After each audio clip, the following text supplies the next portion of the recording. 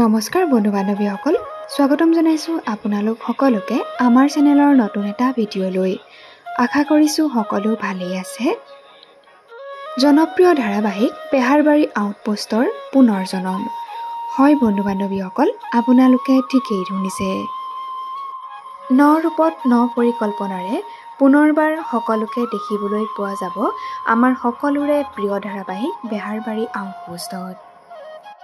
SI. Pritam ছাৰৰ চৰিত্ৰত অভিনয় কৰা অভিনেতা প্ৰীতম বৰুৱাও উভতি আহিছে ধাৰাবাহিক বেহাৰবাৰী আউটপোষ্টলৈ। প্ৰীতম ছাৰকে ধৰি বেহাৰবাৰীৰ বিউটি বাইদেউ উভতি আহিছে। 12 বছৰ সম্পূৰ্ণ হোৱা আটাইতকৈ দীঘলীয়া ধাৰাবাহিক বেহাৰবাৰী আউটপোষ্টত এইবাৰ দেখিবলৈ পোৱা যাব সকলো অভিনেতা অভিনেত্ৰীকে।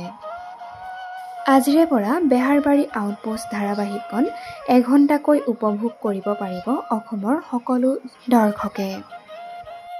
আঁতৰি থকা সকলো ঘূৰি আহিল বেহাৰবাৰীলৈ।